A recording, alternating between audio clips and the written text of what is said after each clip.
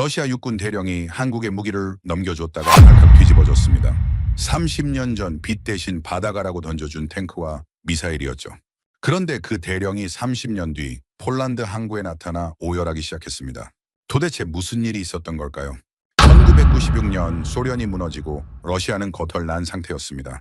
한국에 빌린 30억 달러를 갚을 돈이 없었죠. 그래서 꺼낸 게 창고에 쌓인 무기들이었습니다. 그때 드미트리 대령은 코웃음을 쳤습니다. 한국 따위가 러시아 최신 무기를 제대로 굴릴 리 없다고요. 그래서 수출용 저급 모델 대신 진짜 러시아군이 쓰는 최신형을 보내버렸습니다. 그게 어차피 못 써먹을 테니까요. 그런데 2024년 폴란드가 한국산 K2 전차 1000대를 도입한다는 뉴스가 떴습니다.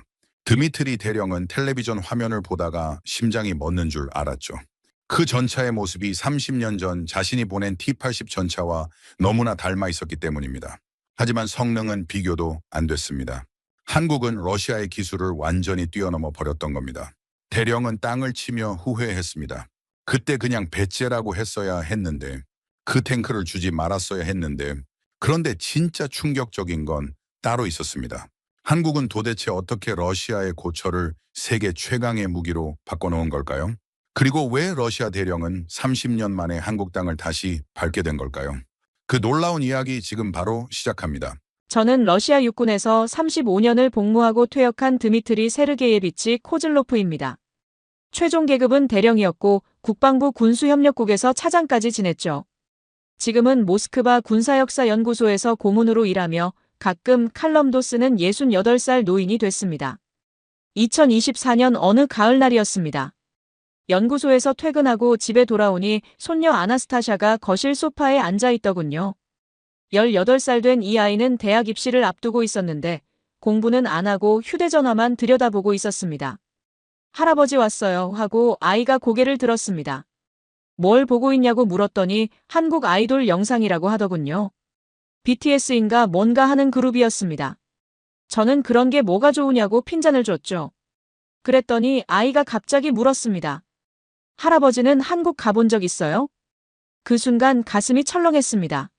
1996년의 기억이 갑자기 밀려왔기 때문이죠. 부산항의 짠내나는 바람과 나무상자에서 튀어나온 T-80 전차의 모습이 떠올랐습니다. 가본 적 있다고 대답했습니다. 아주 오래전에. 손녀가 눈을 반짝이며 어땠냐고 물었죠. 저는 잠시 생각하다가 대답했습니다. 그때는 별 볼 일 없는 나라였다고요. 작고 가난하고 미국 뒤에 숨어 사는 나라였다고. 손녀가 고개를 갸웃거렸습니다. 지금은 완전 다르던데요. 한국 되게 잘 사는 나라잖아요. 저는 대답하지 않았습니다. 대답할 수가 없었죠. 왜냐하면 저도 알고 있었기 때문입니다. 그 별 볼 일 없던 나라가 지금은 러시아를 위협하는 군사강국이 됐다는 걸요. 그리고 그 시작점에 제가 있었다는 것도요. 아내 나탈리아가 저녁 먹으라고 불렀습니다. 저는 무거운 발걸음으로 식탁에 앉았죠. 보르시치를 떠먹으면서도 입맛이 없었습니다. 손녀의 질문이 자꾸 머릿속을 맴돌았기 때문입니다. 한국이라. 그 나라를 다시 떠올리게 될 줄은 몰랐습니다. 며칠 뒤 텔레비전을 보다가 심장이 멎는 줄 알았습니다. 뉴스 화면에 거대한 전차가 나오고 있었는데 앵커가 이렇게 말하더군요. 폴란드가 한국산 K2 전차 1000대 도입을 최종 확정했다고요. 저는 리모컨을 떨어뜨렸습니다. 화면 속 전차를 보는 순간 소름이 돋았기 때문이죠. 저건 T-80 아닌가? 아니, T-80이랑 너무 비슷한데. 낮은 차체의 둥근 포탑, 그리고 자동장전 장치의 흔적. 분명히 러시아 전차의 DNA가 느껴졌습니다. 폴란드가 왜 한국 전차를 사느냐고요. 러시아 바로 옆 나라인데. 우리 무기를 사야 정상 아닙니까? 그런데 뉴스는 더 충격적인 내용을 전했습니다. 폴란드뿐 아니라 루마니아, 노르웨이, 호주까지 한국 무기를 사겠다고 줄을 섰다는 겁니다. 그날 저녁 아들 알렉세이한테서 전화가 왔습니다. 아들은 우크라이나 전쟁에 참전했다가 다리에 부상을 입고 전역한 상태였죠. 목소리가 차가웠습니다. 아버지 뉴스 봤어요 하고 아들이 말했습니다. 한국 전차 말이에요. 저는 봤다고 대답했죠. 아들이 한숨을 쉬더니 말했습니다. 그거 아버지 때문인 거 알죠? 무슨 소리냐고 되물었습니다. 아들이 쏘아붙이듯 말했죠. 96년에 아버지가 한국에 최신 장비 넘겨줬잖아요. T-80이랑 BMP-3랑 메티스-M이랑. 그게 다 한국 무기 개발에 미천이 된 거라고요. 저는 반박하려 했습니다. 그건 국가 결정이었고 나는 실무자였을 뿐이라고. 하지만 아들은 듣지 않았습니다. 그 기술이 돌고 돌아서 우크라이나에 들어갈 거예요. 우리 동료들을 죽인 무기가 될 거라고요. 전화가 끊어졌습니다. 저는 한참 동안 수화기를 들고 서 있었죠. 아내 나탈리아가 무슨 일이냐고 물었지만 대답할 수 없었습니다. 정말 내 탓인가? 30년 전 그 결정이 이런 결과를 만든 건가? 아니야, 그럴 리 없어. 우연의 일치일 뿐이야. 저는 스스로에게 그렇게 말했습니다. 하지만 마음 한구석이 계속 불편했죠. 진실을 마주하기가 두려웠기 때문입니다.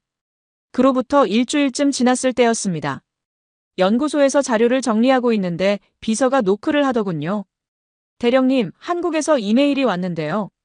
저는 고개를 들었습니다. 한국이라고요? 무슨 내용인데 그러느냐고 물었죠. 비서가 프린트한 종이를 내밀었습니다. KBS라는 한국 방송사에서 보낸 이메일이었습니다. 내용을 읽어보니 이렇더군요. 불곰 사업 30주년을 맞아 다큐멘터리를 제작하고 있는데 러시아 측 당사자의 증언이 필요하다고요. 혹시 인터뷰에 응해주실 수 있겠느냐는 내용이었습니다. 저는 코웃음을 쳤습니다. 한국 놈들이 뭘 만들겠다는 거지? 불곰 사업을 다룬다고요? 그게 무슨 자랑이라고. 빚 갚으려고 무기 받아간 거 아닙니까? 저는 당장 거절 답장을 쓰려고 했습니다. 그런데 문득 궁금해졌습니다. 왜 하필 지금일까? 30년이나 지났는데 왜 갑자기 이걸 들춰내려는 걸까? 혹시 우리를 망신 주려는 건 아닐까? 아니면 정말로 역사적 기록을 남기고 싶은 걸까? 저는 이메일을 다시 읽어봤습니다. 보낸 사람은 윤재혁이라는 PD였는데 정중하고 예의 바른 문체였죠. 정치적 의도 없이 순수하게 역사적 사건을 기록하고 싶다고 썼더군요. 당시 양국 관계자들의 증언을 모아서 객관적인 다큐멘터리를 만들겠다고요. 저는 한참을 고민했습니다. 거절할까 아니면 받아들일까? 사실 거절하는 게 편했죠. 괜히 과거를 들춰봤자 좋을 게 없으니까요. 하지만 이상하게도 마음 한구석이 자꾸 끌렸습니다. 30년 전 일을 누군가와 이야기하고 싶었던 걸까요? 아니면 진실을 확인하고 싶었던 걸까요? 그날 저녁 집에 돌아와서 아내 나탈리아한테 이야기했습니다. 한국에서 연락이 왔다고요. 다큐멘터리 인터뷰 요청이라고. 아내가 눈을 동그랗게 뜨더니 물었습니다. 한국이라니 무슨 내용인데요? 저는 불곰 사업 이야기라고 대답했죠. 30년 전에 우리가 무기 넘겨준 거 있잖아. 그걸 다큐로 만든다는데. 아내가 고개를 끄덕이며 말했습니다. 그래서 어떻게 할 건데요? 가실 거예요? 안 가다니요. 당연히 안 가죠. 저는 단호하게 대답했습니다. 괜히 과거 들춰서 뭐 하겠어요. 그랬더니 아내가 빤히 쳐다보더니 말하더군요. 당신 요즘 잠을 못 자잖아요. 밤마다 뒤척이고. 그거 다 그 일 때문 아니에요? 저는 말문이 막혔습니다. 아내는 저를 35년 동안 지켜본 사람이니까요. 숨길 수가 없었죠. 아내가 부드럽게 말했습니다. 진실을 직면할 때가 된 거 아니에요? 평생 피해 다닐 수는 없잖아요. 그 말이 가슴에 박혔습니다. 진실을 직면하라고요. 쉽게 말하지만 그게 얼마나 어려운 건지 아내는 모르는 것 같았습니다. 아니, 어쩌면 알면서도 일부러 그렇게 말한 건지도 모르죠. 며칠 뒤 더 당황스러운 일이 벌어졌습니다. 국방부에서 연락이 온 겁니다. 차관 빅토르 소콜로프가 만나자고 하더군요. 소콜로프는 제 후배이자 정치적 라이벌이었습니다. 군 시절부터 저와 사사건건 부딪혔던 인물이죠. 저보다 10살이나 어린데 정치력 하나로 차관까지 올라간 놈이었습니다. 모스크바 시내 어느 레스토랑에서 만났습니다. 소콜로프가 와인잔을 기울이며 말하더군요. 선배, 한국에서 연락 왔다면서요? 저는 놀랐습니다. 그걸 어떻게 알았느냐고 물었죠. 소콜로프가 웃으며 대답했습니다. 이런 건 다 보고가 되죠. 소콜로프가 본론을 꺼냈습니다.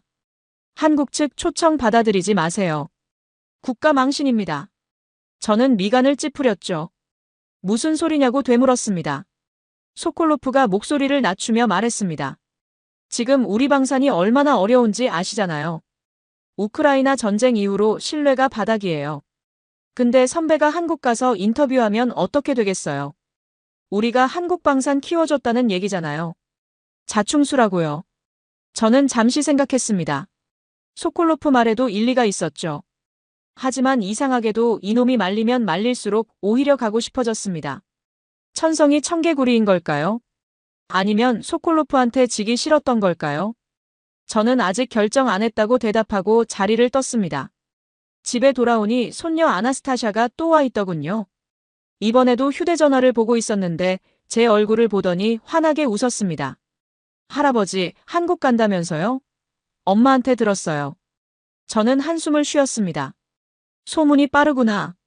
아직 결정 안 했다고 말했죠. 그랬더니 손녀가 눈을 반짝이며 말했습니다. 나가시면 BTS 굿즈 사다 주세요. 제발요. 저는 피식 웃었습니다. BTS가 뭔지도 모르면서 어떻게 사느냐고 했죠. 그날 밤 잠자리에 누워서 천장을 바라봤습니다.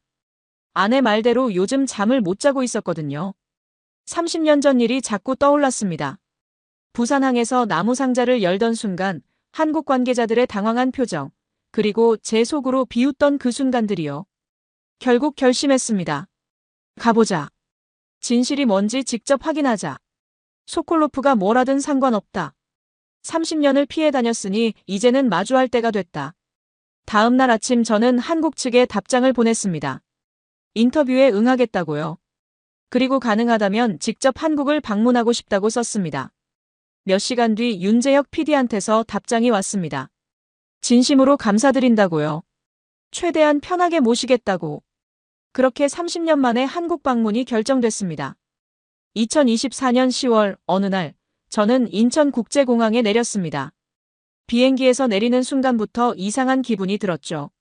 30년 전 김포공항에 내렸을 때와는 완전히 다른 느낌이었습니다. 1996년의 기억이 떠올랐습니다. 그때 김포공항은 허름하고 어수선했죠.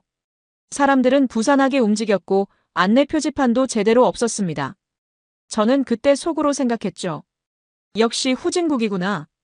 우리 모스크바 공항만도 못하다고요. 그런데 2024년의 인천공항은 충격 그 자체였습니다. 거대한 유리돔 천장 아래로 햇살이 쏟아졌고 곳곳에 최첨단 시설들이 빛나고 있었죠. 로봇이 돌아다니며 안내를 하고 사람들은 여유롭게 걸어 다녔습니다. 세계에서 가장 좋은 공항이라더니 그 말이 허풍이 아니었구나 싶었죠. 입국 심사를 마치고 나오니 젊은 여성이 기다리고 있었습니다. 손에 제 이름이 적힌 팻말을 들고 있더군요. 코즐로프 대령님이시죠? 반갑습니다. 현대로템 해외 영업팀 이수민입니다. 저는 깜짝 놀랐습니다. 이 여자가 러시아어를 하는 겁니다. 그것도 아주 유창하게요. 어디서 러시아어를 배웠느냐고 물었더니 대학에서 전공했다고 하더군요. 모스크바에서 1년간 연수도 했다고요. 저는 속으로 감탄했습니다. 한국 젊은이들이 러시아어까지 배우는구나. 공항 밖으로 나가니 검은색 승용차가 기다리고 있었습니다. 이수민 씨가 문을 열어주며 말했죠. 호텔까지 1시간쯤 걸립니다. 편하게 쉬세요. 저는 차에 올라타며 창밖을 바라봤습니다. 고속도로를 달리는 동안 눈을 뗄 수가 없었습니다. 30년 전에는 허허벌판이었던 곳에 고층 빌딩들이 빼곡히 들어서 있었거든요. 곳곳에 공사 현장이 보였고 신도시들이 번쩍번쩍 빛나고 있었죠. 이게 그 나라가 맞나 싶었습니다. 이수민 씨가 제 표정을 보더니 웃으며 말했습니다. 많이 달라졌죠? 30년 전에 오셨다고 들었어요. 저는 고개를 끄덕였죠. 그때는 이런 게 없었다고 대답했습니다. 정말 많이 변했군요. 서울 시내에 들어서니 더 놀라웠습니다. 한강 주변으로 초고층 아파트들이 줄지어 있었고 강변도로는 말끔하게 정비되어 있었죠. 저녁때가 되니 도시 전체가 불빛으로 빛나기 시작했습니다. 네온사인과 LED 조명들이 어우러져 마치 미래 도시 같았어요. 30년 전 서울의 기억이 떠올랐습니다. 그때도 밤이었는데 도시가 어두컴컴했죠. 가로등도 드문드문 있었고 건물들도 낡아 보였습니다. 저는 그때 동행한 러시아 장교들과 농담을 주고받았죠. 이런 나라가 우리 무기를 제대로 굴리겠어?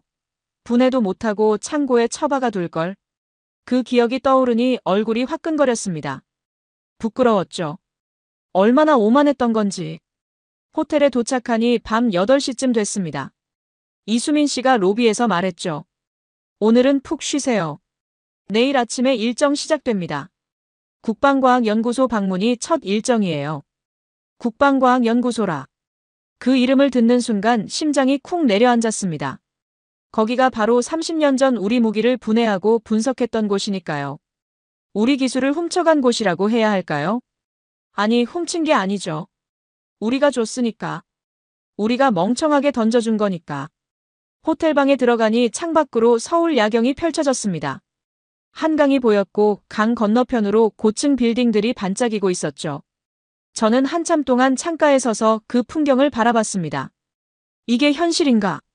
저 별 볼 일 없던 나라가 이렇게 됐다고? 미니바에서 보드카를 꺼내 한 잔 따랐습니다.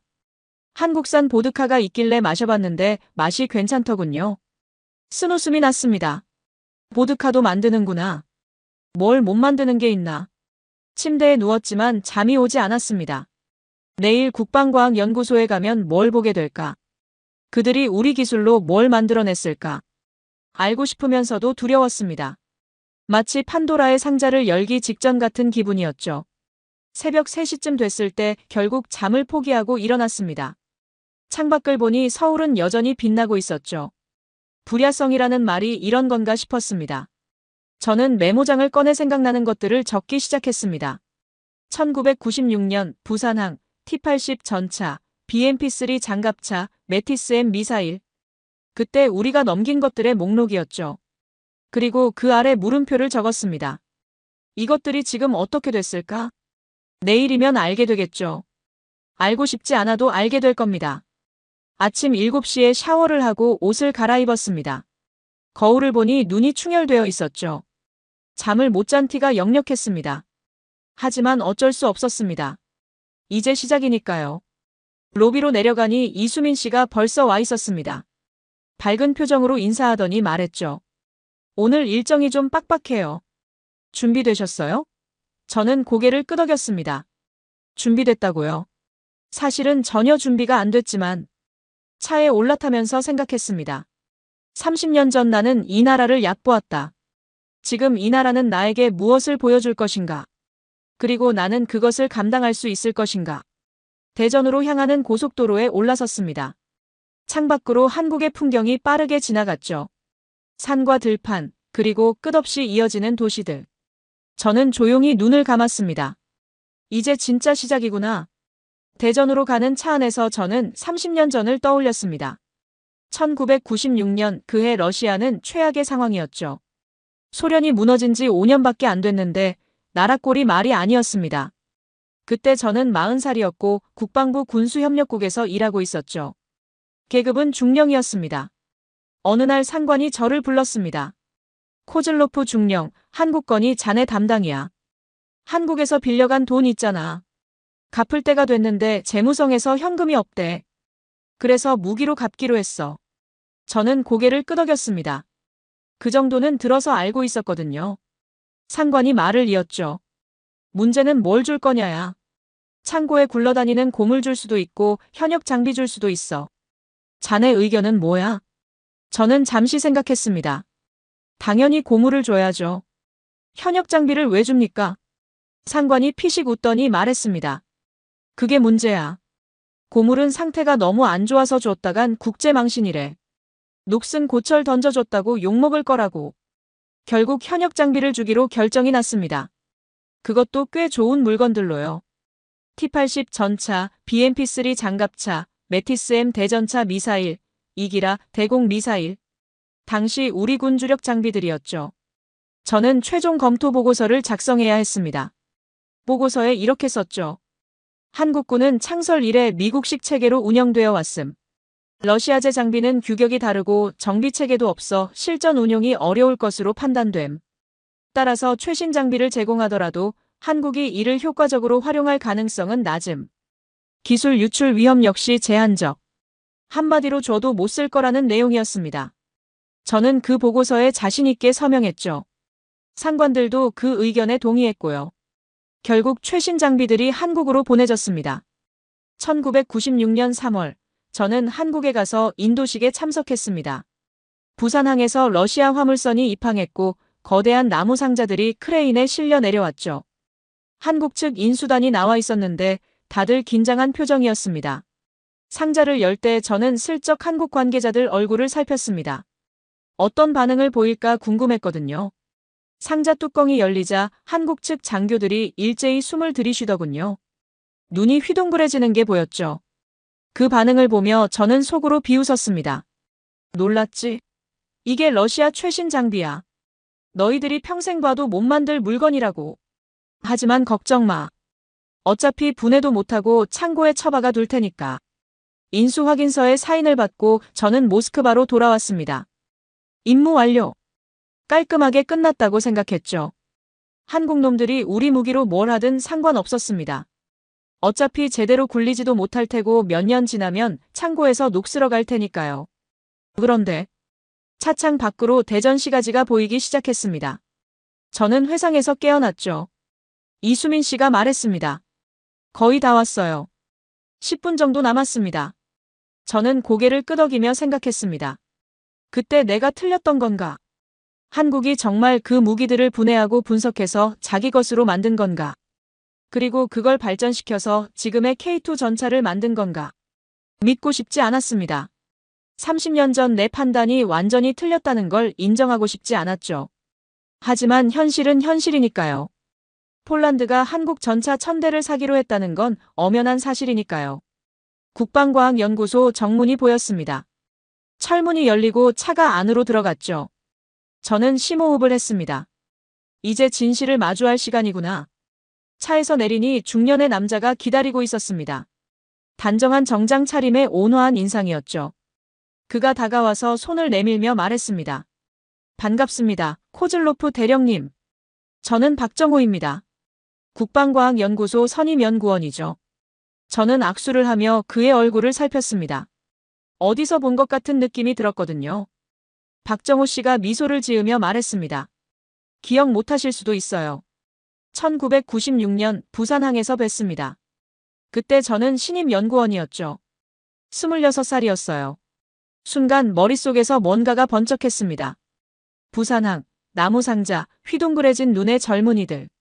그중 한 명이었구나. 저는 입술을 달싹였습니다. 아, 그때 네, 맞습니다. 박정호 씨가 고개를 끄덕였죠. 그때 상자 열 때 제가 앞줄에 있었어요. 대령님 얼굴 아직도 기억나요? 꽤 젊으셨는데 지금은 백발이 됐죠. 저는 쓴웃음을 지었습니다. 세월이 많이 흘렀군요. 그렇죠. 30년이나요. 박정호 씨가 말했습니다. 자, 안으로 들어가시죠. 보여드릴 게 많습니다. 저는 그를 따라 건물 안으로 들어갔습니다. 발걸음이 무거웠죠. 마치 재판정에 끌려가는 피고인 같은 기분이었습니다. 30년 전의 실수를 이제야 마주하게 되는구나. 국방과학연구소 내부는 상상 이상으로 현대적이었습니다. 깨끗한 복도와 첨단 보안 시스템, 곳곳에 설치된 모니터들. 러시아 국방연구소보다 훨씬 깔끔하고 체계적으로 보였죠. 저는 속으로 감탄하면서도 인정하기 싫었습니다. 박정호 씨가 앞서 걸으며 설명했습니다. 여기가 저희 연구소 본관입니다. 60년대에 설립됐는데 지금은 직원이 3,000명이 넘어요. 무기체계 연구개발의 핵심 기관이죠. 저는 고개를 끄덕이며 주변을 둘러봤습니다. 연구원들이 바쁘게 오가고 있었는데 다들 젊었습니다. 30대, 40대가 대부분이었죠. 활기가 넘쳤습니다. 회의실에 도착하니 대형 스크린에 프레젠테이션 자료가 준비되어 있었습니다. 박정호 씨가 리모컨을 들고 말했죠. 대령님께 저희 연구소의 역사와 주요 성과를 간단히 설명드리겠습니다. 스크린에 옛날 사진이 떴습니다. 허름한 건물과 낡은 장비들, 그리고 흑백 사진 속 연구원들. 박정호 씨가 말했습니다.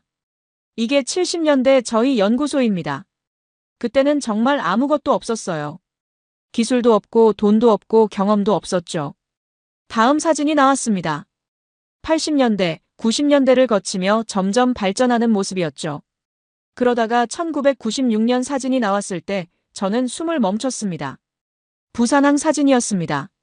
러시아 화물선에서 나무 상자가 내려오는 바로 그 장면. 박정호 씨가 조용히 말했죠. 불곰 사업입니다. 대령님도 기억하시죠? 저는 고개를 끄덕였습니다. 기억하고 말고요. 어떻게 잊겠습니까? 박정호 씨가 말을 이었습니다. 솔직히 말씀드릴게요. 그때 저희는 충격받았습니다. 상자를 열었을 때 러시아 최신 장비가 나올 줄은 몰랐거든요. 수출용 다운그레이드 버전일 거라고 예상했는데 진짜 러시아군이 쓰는 현역 장비였잖아요. 저는 쓴웃음을 지었습니다. 그때 우리 형편이 어려웠거든요. 수출용 모델 따로 만들 돈도 없었죠. 박정호 씨가 고개를 끄덕이며 말했습니다. 덕분에 저희가 많이 배웠습니다. 정말 감사하게 생각해요. 감사하다니요. 저는 미간을 찌푸렸습니다. 이상하게 들리는군요. 우리가 준 게 아니라 빚 갚은 건데. 그래도요. 박정호 씨가 진지한 표정으로 말했습니다. 기술은 어디서 왔든 중요한 건 그걸 어떻게 쓰느냐잖아요. 저희는 대령님들이 주신 그 씨앗을 잘 키우려고 노력했습니다. 씨앗이라. 저는 그 표현이 마음에 걸렸습니다. 씨앗을 줬다고요? 우리는 고철을 던져준 거라고 생각했는데. 박정호 씨가 다음 슬라이드로 넘겼습니다. 화면에 T-80 전차의 분해 사진이 나왔죠. 엔진, 변속기, 포탑, 조준장치, 자동장전장치. 모든 부품이 낱낱이 분해되어 있었습니다. 박정호 씨가 설명했습니다. 2년 동안 완전 분해했습니다. 볼트 하나, 너트 하나까지 다 분석했죠. 매뉴얼이 러시아어라서 고생 좀 했어요. 당시 러시아어 할 줄 아는 연구원이 거의 없었거든요. 저는 사진을 뚫어지게 바라봤습니다. 이렇게까지 했단 말인가? 진짜로 분해를 했구나. 박정호 씨가 말을 이었습니다. 제일 인상 깊었던 건 자동장전 장치였어요. 미국 전차는 장전수가 필요한데 러시아 전차는 기계가 알아서 장전하잖아요. 처음에는 어떻게 작동하는지 이해가 안 됐는데 몇 달 연구 끝에 원리를 파악했죠. 그리고 그걸 K2 전차에 적용한 겁니까? 저는 물었습니다. 네. 박정호 씨가 고개를 끄덕였습니다. 물론 그대로 베낀 건 아니에요. 러시아식 설계에서 영감을 받아서 저희 방식으로 새로 개발한 거죠. 더 안전하고 더 빠르게 만들었습니다. 저는 한숨을 쉬었습니다. 그러니까 우리 기술을 가져다가 발전시킨 거군요. 박정호 씨가 잠시 침묵하더니 말했습니다. 대령님, 솔직히 말씀드릴게요. 저희도 처음에는 모방에서 시작했습니다. 부끄럽지만 사실이에요. 하지만 거기서 멈추지 않았죠. 모방을 넘어서 혁신으로 갔습니다. 20년, 30년 동안 투자하고 연구하고 실패하고 다시 도전했어요. 박정호 씨의 눈빛이 진지했습니다. 그 시간 동안 얼마나 많은 연구원들이 밤을 새웠는지 아세요? 얼마나 많은 실패가 있었는지요? 러시아 기술은 출발점이었을 뿐이에요. 지금의 K2 전차는 순수하게 한국 기술입니다. 저는 아무 말도 할 수 없었습니다. 변명의 여지가 없었죠. 이 사람들은 진짜로 노력했구나. 우리가 던져준 씨앗을 정말로 숲으로 키웠구나. 회의실을 나와 연구동을 둘러봤습니다. 최첨단 장비들이 가득한 실험실, 시뮬레이션 센터, 테스트 시설. 모든 게 완벽하게 갖춰져 있었죠. 러시아 어느 연구소보다 좋아 보였습니다. 박정호 씨가 말했습니다. 내일은 시험장에서 K2 전차를 직접 보여드릴게요. 직접 타보실 수도 있습니다. 관심 있으시면요. 타보겠습니다. 저는 대답했습니다. 직접 확인하고 싶군요. 박정호 씨가 미소를 지으며 고개를 끄덕였습니다. 그 미소에는 자신감이 담겨 있었죠. 당당했습니다. 그리고 그 당당함이 저를 부끄럽게 만들었습니다. 호텔로 돌아오는 차 안에서 저는 계속 생각했습니다. 30년 전 나는 저들을 얕보았다. 고철이나 처리하라고 던져줬다. 그런데 저들은 그걸 보물로 바꿨다. 누가 바보인 건가? 저들인가 나인가? 답은 뻔했습니다. 바보는 나였죠. 다음 날 아침 경기도에 있는 기갑 시험장으로 향했습니다. 차로 2시간쯤 걸렸죠. 이수민 씨와 박정호 씨가 동행했습니다. 가는 동안 박정호 씨가 K2 전차에 대해 설명해줬습니다. K2 흑표는 2014년에 실전 배치됐습니다. 국산 파워팩을 장착한 세계 최고 수준의 전차죠. 1500마력 엔진의 최고 속도 시속 70km. 자동장전 장치로 분당 15발 발사 가능하고요. 저는 고개를 끄덕이며 들었습니다. 숫자만 들어도 대단했죠. 우리 T90 전차보다 성능이 좋아 보였습니다. 시험장에 도착하니 거대한 검은색 전차가 기다리고 있었습니다. 첫눈에 압도당했죠. 날렵한 외형의 각진 포탑, 그리고 길게 뻗은 주포. T80의 실루엣이 느껴지면서도 완전히 다른 물건이었습니다. 박정호 씨가 말했습니다. 직접 타보시겠어요? 저는 고개를 끄덕였습니다. 헬멧을 쓰고 해치를 통해 안으로 들어갔죠. 조종석에 앉는 순간 눈이 휘둥그레졌습니다. 이게 전차 내부라고요? T80 내부는 좁고 어둡고 기름 냄새가 진동했습니다. 계기판도 아날로그 방식이라 읽기 어려웠죠. 그런데 K2 내부는 완전히 달랐습니다. 널찍한 공간에 에어컨이 나오고 있었고 대형 디스플레이에 각종 정보가 실시간으로 표시됐습니다. 마치 전투기 조종석 같았죠. 박정호 씨가 옆자리에 앉으며 말했습니다. 놀라셨죠? 저희도 처음에는 T80 내부 보고 충격받았어요. 이렇게 불편해도 되나 싶었거든요. 그래서 인간공학적으로 완전히 새로 설계했습니다. 전차가 움직이기 시작했습니다. 저는 좌석에 몸을 붙이며 바깥 화면을 봤죠. 360도 카메라가 주변 상황을 실시간으로 보여주고 있었습니다.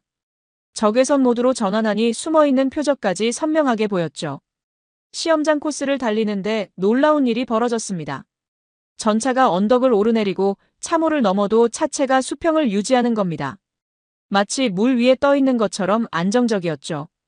이게 능동 현가 장치입니다. 박정호 씨가 설명했습니다. T80 타보셨잖아요. 얼마나 흔들렸는지 기억나세요? K2는 달라요. 전자제어로 차체를 항상 안정시키죠. 덕분에 기동 중에도 정확한 사격이 가능합니다. 저는 할 말을 잃었습니다. 이건 차원이 다른 기술이었습니다.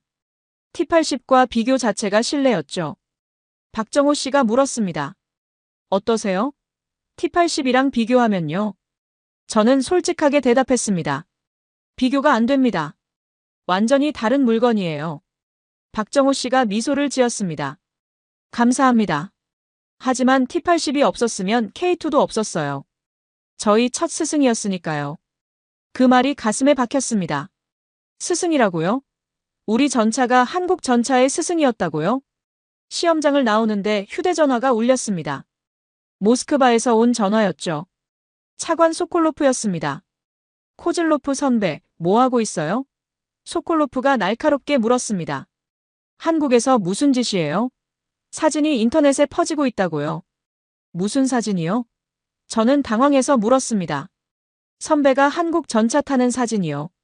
러시아 퇴역 장교가 한국 무기 홍보해주는 거 아니냐는 말이 나오고 있어요. 당장 귀국해요. 저는 잠시 침묵했습니다. 그리고 대답했죠. 아직 일정이 남았습니다. 끝나면 돌아가겠습니다. 소콜로프가 목소리를 높였습니다. 선배, 정신 차려요. 지금 우리 처지가 어떤데 한국 놈들 편 들어줘요. 반역이나 다름없다고요. 반역이라고요? 저도 화가 나서 받아쳤습니다. 나는 진실을 확인하러 온 겁니다. 30년 전 내가 내린 결정이 어떤 결과를 만들었는지요. 그게 반역입니까? 전화를 끊어버렸습니다. 손이 떨렸죠. 이수민 씨와 박정호 씨가 걱정스러운 표정으로 저를 봤습니다. 괜찮으시냐고 물었죠. 저는 고개를 끄덕였습니다. 괜찮습니다. 계속합시다. 하지만 마음은 복잡했습니다. 소콜로프 말도 틀린 건 아니었거든요. 러시아 처지에서 보면 제가 하는 일이 배신처럼 보일 수도 있죠. 적국의 무기를 칭찬하고 다니니까요. 그런데 그게 내 잘못입니까? 진실이 그런 건데. 한국 무기가 실제로 좋은 건데 그걸 인정하면 안 됩니까? 저녁에 호텔방에서 혼자 보드카를 마셨습니다. 창밖으로 서울 야경이 보였죠. 반짝이는 불빛들을 바라보며 생각했습니다. 나는 지금 뭘 하고 있는 건가? 조국을 배신하는 건가 아니면 진실을 찾는 건가? 그 경계가 어디인지 모르겠습니다. 병을 반쯤 비우고 나서야 겨우 잠이 들었습니다. 사흘째 되는 날 대전 근교의 미사일 시험장을 방문했습니다. 오늘 일정은 현궁 대전차 미사일 시연이었죠. 박정호 씨 대신 다른 사람이 안내를 맡았는데 최동혁이라는 50대 후반의 기술고문이었습니다. 최동혁 씨가 악수를 청하며 말했습니다. 반갑습니다, 대령님. 저도 1996년에 부산항에 있었어요. 그때 막 입사한 신입이었죠. 또 한 명이구나. 저는 쓴웃음을 지었습니다. 그때 거기 있던 사람들이 다 출세했군요. 최동혁 씨가 껄껄 웃었습니다. 불곰 사업이 저희 인생을 바꿔놨으니까요. 그때 배운 게 평생 미천이 됐습니다. 시험장으로 이동하면서 최동혁 씨가 현궁 미사일에 대해 설명해줬습니다. 현궁은 보병이 휴대할 수 있는 대전차 미사일이에요. 사거리 2500m, 적외선 유도 방식이고 탑어택 기능이 있죠. 탑어택이라고요? 저는 귀가 번쩍 뜨였습니다. 그 단어가 익숙했거든요. 네. 최동혁 씨가 고개를 끄덕였습니다. 전차 윗부분을 때리는 기술이에요. 전차는 측면이나 후면보다 윗부분 장갑이 약하거든요. 그래서 수직으로 떨어지면서 때리면 관통력이 훨씬 좋아지죠. 시험장에 도착하니 병사들이 발사 준비를 하고 있었습니다. 저는 관람석에 앉아서 지켜봤죠. 현궁 미사일은 생각보다 작았습니다. 병사 한 명이 어깨에 메고 조준할 수 있는 크기였죠. 발사 준비 완료. 발사.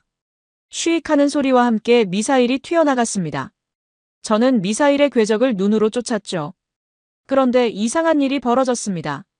미사일이 똑바로 날아가지 않고 갑자기 하늘로 솟구치는 겁니다. 뭐야, 고장인가? 저는 속으로 생각했습니다. 불량품인 건가? 그런데 바로 그 순간 하늘로 솟구쳤던 미사일이 급강하하더니 표적 전차의 윗부분을 정확히 때렸습니다. 쾅! 폭발이 일어나고 표적 전차에서 연기가 피어올랐습니다. 직격이었죠. 저는 입을 딱 벌리고 그 광경을 바라봤습니다. 이건. 최동혁 씨가 제 옆에서 말했습니다. 놀라셨죠? 저희도 처음에는 똑같은 반응이었어요. 저는 그를 돌아봤습니다. 뭐라고요? 최동혁 씨가 미소를 지으며 말했습니다. 1996년에 메티스-M 미사일 처음 쐈을 때요. 똑같이 하늘로 솟구치길래 불량품인 줄 알았어요. 지휘관들이 러시아 놈들이 사기쳤다고 난리가 났죠. 저는 숨을 들이쉬었습니다. 메티스-M. 그 이름이 기억났습니다. 불곰 사업으로 넘긴 대전차 미사일이었죠. 최동혁 씨가 말을 이었습니다. 근데 알고 보니 불량이 아니었어요. 일부러 위로 솟구쳤다가 내려꽂는 거였죠. 탑어택 기술이었던 거예요. 러시아가 실전에서 개발한 노하우였던 겁니다. 저는 할 말을 잃었습니다. 최동혁 씨가 계속 말했죠. 그때 저희 연구진이 무릎을 탁 쳤어요. 아, 장애물을 넘어서 위에서 꽂으면 되는구나. 발상의 전환이었죠. 그 기술을 분석해서 저희 방식으로 발전시킨 게 현궁입니다. 현궁이 메티스-M에서 왔다고요? 영감을 받았다고 해야겠죠. 최동혁 씨가 정정했습니다. 원리는 같지만 유도 방식이나 추진체는 완전히 새로 개발했어요. 메티스-M보다 정확하고 사거리도 길죠. 저는 시험장을 바라봤습니다. 연기가 피어오르는 표적 전차가 보였죠. 30년 전 우리가 던져준 기술이 저렇게 진화했구나. 우리 것보다 더 좋아졌구나. 최동혁 씨가 조용히 말했습니다. 대령님, 솔직히 말씀드릴게요. 저희는 당신들 기술에 진심으로 감탄했어요. 투박하지만 강력하고 실용적이었죠. 미국 기술은 세련됐지만 비쌌고 러시아 기술은 거칠지만 효과적이었어요. 저희는 그 둘의 장점을 합치려고 노력했습니다. 저는 고개를 끄덕였습니다. 그리고 물었죠. 그래서 성공했군요. 최동혁 씨가 미소를 지었습니다. 아직 갈 길이 멀어요. 하지만 이만큼 온 건 사실이죠. 시험장을 나오면서 저는 생각에 잠겼습니다. 메티스-M에서 현궁으로, T-80에서 K2로. 우리가 준 씨앗들이 모두 열매를 맺었구나. 그것도 원래 것보다 더 크고 튼실한 열매를. 차에 올라타면서 최동혁 씨가 말했습니다. 대령님, 한 가지만 여쭤봐도 될까요? 뭔데요? 그때 왜 최신 장비를 보내셨어요? 수출용 다운그레이드 모델 보낼 수도 있었잖아요.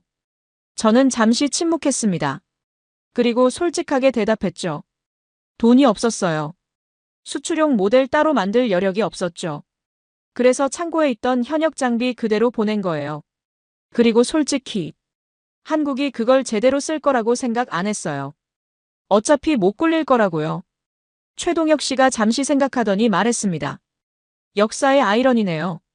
러시아가 가난해서 내린 결정이 한국 방산의 도약점이 됐으니까요. 역사의 아이러니. 저는 그 말을 곱씹었습니다. 맞는 말이었죠. 우리의 가난이 한국의 기회가 됐습니다. 우리의 오만이 한국의 도약대가 됐고요. 그날 밤 호텔에서 오래 생각했습니다. 30년 전 내 판단은 완전히 틀렸다. 한국은 고철을 보물로 바꿨고 씨앗을 숲으로 키웠다. 그리고 지금 그 숲이 러시아를 위협하고 있다. 이게 역사의 아이러니가 아니면 뭐겠습니까? 창밖으로 서울의 불빛이 보였습니다. 저는 조용히 중얼거렸죠. 우리가 호랑이 새끼를 키웠구나. 한국에서의 넷째 날 밤이었습니다. 호텔방에서 혼자 저녁을 먹고 있는데 휴대전화가 울렸죠. 화면을 보니 아들 알렉세이였습니다. 저는 잠시 망설였습니다. 받아야 하나 말아야 하나. 지난번 통화가 좋지 않게 끝났기 때문에 또 싸우게 될까봐 걱정이 됐죠. 하지만 아들 전화를 안 받을 수는 없었습니다. 영상통화 버튼을 눌렀습니다. 화면에 아들 얼굴이 나타났습니다. 알렉세이는 42살인데 요즘 부쩍 늙어 보였죠. 우크라이나 전쟁에서 다리를 다친 뒤로 표정이 어두워졌습니다. 예전에는 밝고 활달했던 아이였는데 전쟁이 그를 바꿔놓았죠. 저는 안부를 물었습니다. 다리는 좀 어떠냐고요? 아들은 짧게 대답했습니다. 똑같다고요. 나아지지도 나빠지지도 않는다고. 잠시 어색한 침묵이 흘렀습니다. 저는 한국 이야기를 꺼냈습니다. 오늘 미사일 시험장에 갔다 왔다고요. 현궁이라는 대전차 미사일을 봤는데 메티스M에서 발전한 거라더라고. 우리 기술이 이렇게 됐구나 싶었다고요. 아들의 표정이 굳어졌습니다. 아들이 말했습니다. 아버지는 그게 자랑스러워요? 저는 당황했죠. 자랑스럽다니 무슨 소리냐고 되물었습니다. 아들이 목소리를 높였습니다. 그 미사일이 어디로 갈 것 같아요?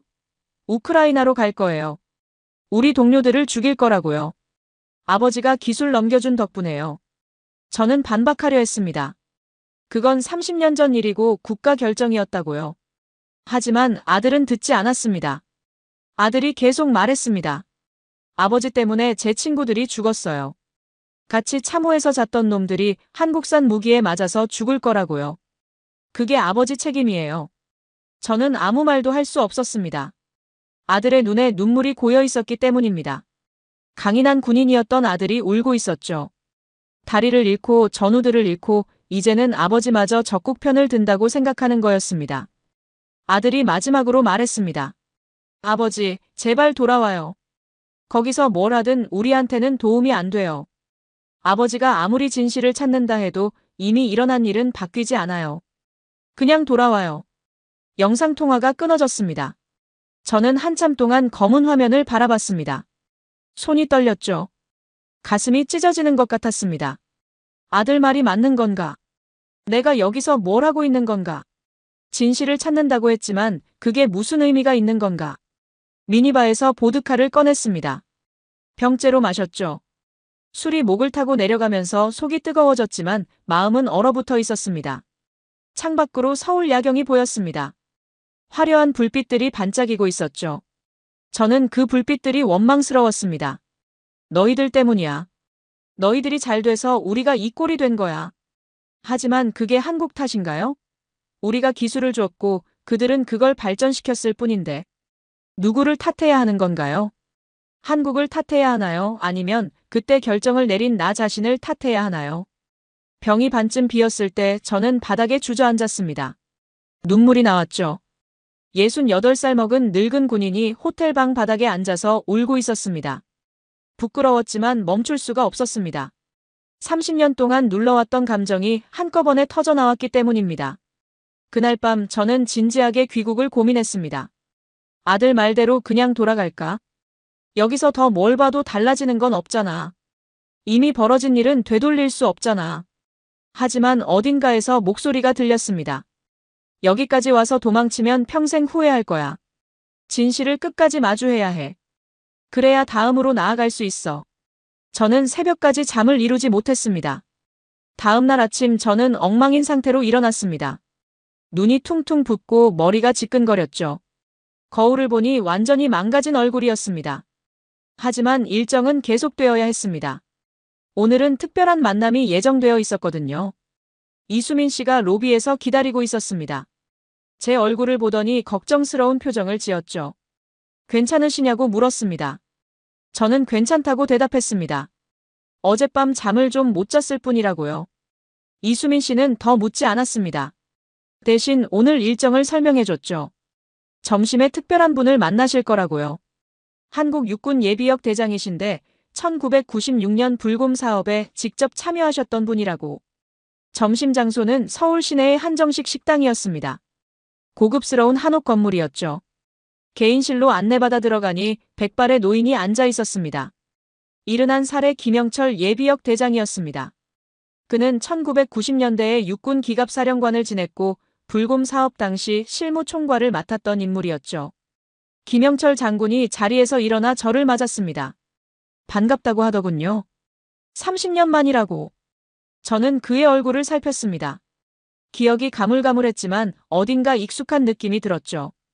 그가 말했습니다. 1996년 모스크바에서 협상할 때 제가 한국 측 수석 대표였다고요. 기억나시냐고. 모스크다. 그 단어를 듣자 기억이 떠올랐습니다.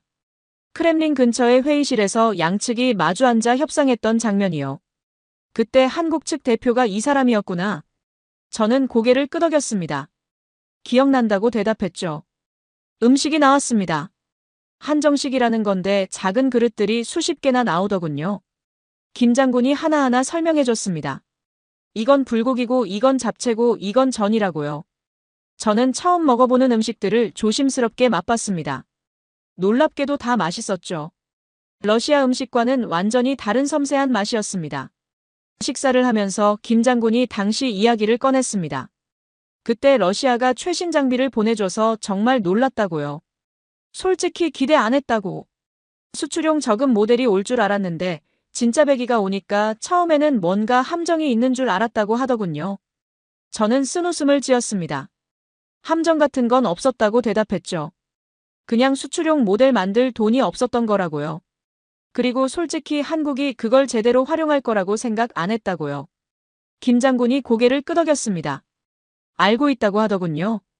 당시 러시아 측이 우리를 얕봤다는 거. 하지만 그게 오히려 우리한테는 기회였다고요. 최신 기술을 공짜로 얻은 거나 마찬가지였으니까요. 저는 물었습니다. 그래서 감사하다는 건가요? 김 장군이 미소를 지으며 대답했습니다. 감사하다기보다는 고맙다고요. 그 덕분에 우리가 30년을 단축할 수 있었으니까요. 물론 우리 연구진들이 밤낮 없이 노력한 결과이기도 하지만 출발점을 제공해 준 건 러시아였다고요. 저는 복잡한 심정으로 그 말을 들었습니다. 고맙다고요? 우리가 준 기술이 부메랑이 되어 돌아왔는데 고맙다니요? 하지만 김 장군의 표정에는 진심이 담겨 있었습니다. 그는 정말로 고마워하고 있었죠. 김 장군이 말을 이었습니다. 기술은 누가 만들었느냐가 중요한 게 아니라고요. 그걸 어떻게 발전시키느냐가 중요하다고. 러시아 기술이든 미국 기술이든 결국 그걸 받아서 키우는 건 사람의 몫이라고요. 우리는 당신들이 준 씨앗을 열심히 키웠을 뿐이라고. 씨앗이라는 표현이 또 나왔습니다. 박정호 씨도 같은 말을 했었죠. 저는 물었습니다. 그 씨앗이 이제는 러시아를 위협하는 나무가 됐는데요. 그래도 고맙다고 할 수 있나요? 김 장군이 잠시 침묵하더니 대답했습니다. 나무가 어디를 향해 자라는지는 나무 탓이 아니라고요. 햇빛이 어디서 오느냐에 따라 달라지는 거라고.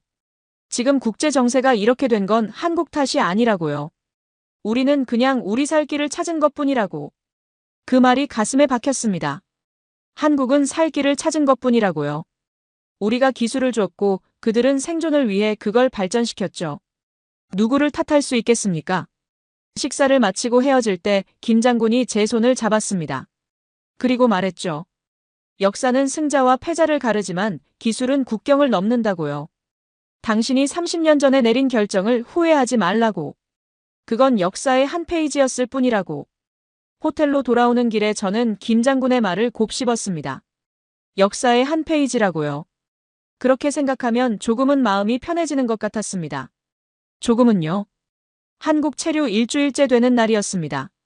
다큐멘터리 촬영이 순조롭게 진행되고 있었고 저도 점점 한국이라는 나라에 익숙해지고 있었죠.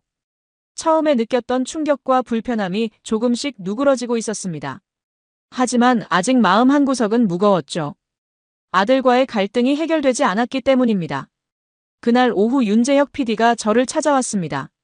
흥분한 표정이었죠. 대령님, 중요한 제안이 있다고 하더군요. 저는 무슨 제안이냐고 물었습니다. 윤 PD가 설명했습니다. 다음 주에 폴란드 그디니아 항구에서 K2 전차 인도식이 열린다고요. 첫 번째 물량이 도착하는 역사적인 날이라고. 거기서 촬영을 하면 다큐멘터리가 훨씬 풍성해질 거라고요. 폴란드라고요? 저는 당황했습니다. 한국까지 온 것도 큰 결심이었는데 폴란드까지 가라니요. 게다가 폴란드는 나토 회원국이고 러시아와 적대 관계에 있는 나라였죠. 거기서 러시아 퇴역 장교가 한국 무기 인도식을 참관한다. 국내에서 어떤 반응이 나올지 뻔했습니다. 저는 고민이 됐습니다. 윤 PD가 말했죠. 물론 부담이 되실 거라는 거 알아요. 하지만 이게 역사적인 순간이라고. 30년 전 러시아가 한국에 무기를 준 그 현장에 계셨던 분이 30년 뒤 한국이 유럽에 무기를 수출하는 현장을 보신다면 얼마나 의미 있겠느냐고요. 역사적인 순간이라.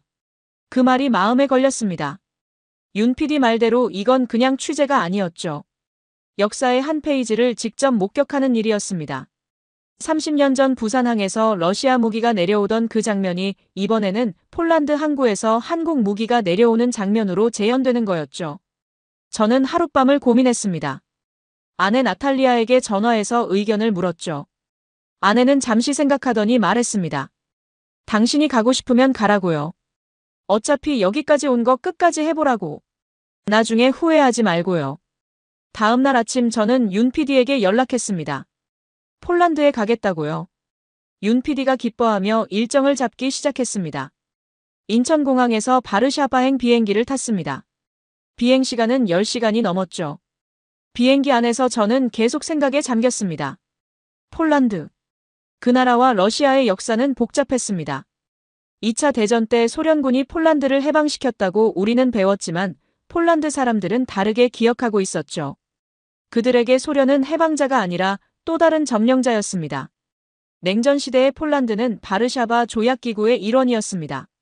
소련의 위성국가였죠. 그들은 소련제 무기를 썼고 소련식 훈련을 받았습니다. 하지만 소련이 무너지자마자 그들은 서방으로 달려갔죠. 나토에 가입했고 미국제 무기로 바꿨습니다. 러시아를 등진 겁니다. 그리고 이제 그들은 한국 무기를 사고 있었습니다. 러시아 기술에서 발전한 한국 무기를요. 아이러니하다면 아이러니한 상황이었죠.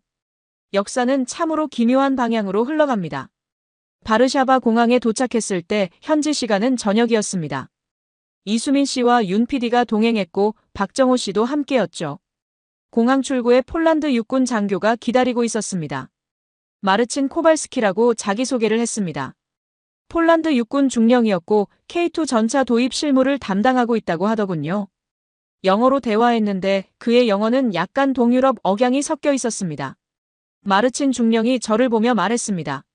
러시아에서 오셨다고 들었다고요. 흥미로운 상황이라고 하더군요. 저는 어떤 의미냐고 물었습니다. 그가 대답했죠. 30년 전에는 러시아가 폴란드에 무기를 공급했는데 이제는 한국이 공급한다고요. 그리고 그 한국 무기는 러시아 기술에서 발전한 거라고요. 역사의 아이러니 아니냐고. 역사의 아이러니. 그 표현이 또 나왔습니다. 저는 고개를 끄덕였습니다. 그렇다고 대답했죠. 아이러니하다고요. 호텔로 가는 차 안에서 마르친 중령이 말했습니다. 내일 그디니아 항구에서 인도식이 열린다고요. 역사적인 날이라고. 저는 창밖을 바라보며 생각했습니다. 역사적인 날이라고요. 하지만 누구에게 역사적인 날인가요? 한국에게? 폴란드에게? 아니면 러시아에게? 바르샤바의 밤거리가 스쳐 지나갔습니다. 낡은 건물들과 새 건물들이 뒤섞여 있었죠. 이 나라도 변하고 있구나 싶었습니다. 세상 모든 게 변하고 있었습니다. 폴란드에서의 첫날 밤은 이상하게 편안했습니다. 서울에서보다 잠이 잘 왔죠. 어쩌면 모든 것을 내려놓았기 때문인지도 모릅니다. 여기까지 왔으니 더 이상 피할 곳은 없었습니다. 그냥 받아들이는 수밖에요. 다음 날 아침 마르친 중령이 호텔로 마중 왔습니다. 인도식은 오후에 열리지만 그 전에 보여줄 게 있다고 하더군요. 저는 어디로 가느냐고 물었습니다. 그가 대답했죠. 폴란드 기갑부대 훈련장이라고요. K2 전차를 먼저 도입한 부대가 훈련 중이라고. 차로 1시간쯤 달려 훈련장에 도착했습니다. 넓은 들판에 전차들이 기동하고 있었죠. 익숙한 검은색 실루엣이 보였습니다. K2 전차였습니다. 폴란드군 마크가 붙어 있었지만 틀림없는 한국산 전차였죠. 마르친 중령이 설명했습니다. 작년에 첫 물량이 도착해서 지금 집중 훈련 중이라고요. 병사들 반응이 아주 좋다고 하더군요. 특히 자동장전 장치와 디지털 사격 통제 시스템이 인상적이라고.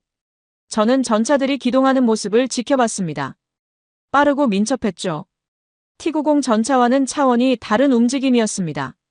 폴란드 병사들이 능숙하게 조종하고 있었는데 그들의 표정에는 자부심이 가득했습니다. 마르친 중령이 말했습니다. 예전에는 소련제 T-7이 전차를 썼다고요. 제 할아버지도 그걸 탔다고 하더군요. 하지만 이제는 다르다고. 우리는 우리가 선택한 무기를 쓸 수 있다고요. 저는 물었습니다. 러시아제 무기가 싫었느냐고요. 마르친 중령이 잠시 생각하더니 대답했습니다. 싫다기보다는 선택권이 없었던 게 문제였다고요. 냉전 시대에 우리는 소련이 주는 걸 그냥 받아야 했다고. 하지만 이제는 우리가 골라서 살 수 있다고요. 그게 자유라고. 자유라고요. 저는 그 말을 곱씹었습니다.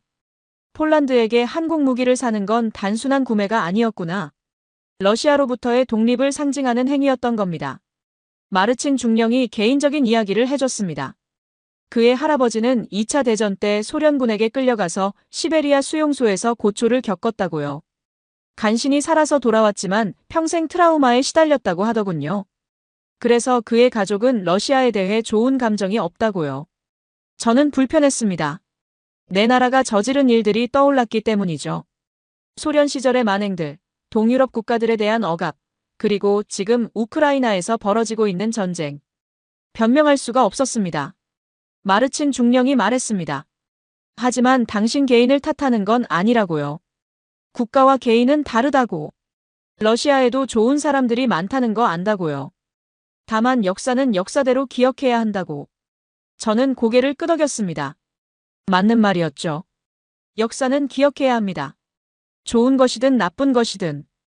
훈련장을 나와 그디니아 항구로 향했습니다. 발트해 연안의 항구 도시였죠. 바닷바람이 차갑게 불어왔습니다. 항구에는 이미 많은 사람들이 모여 있었습니다.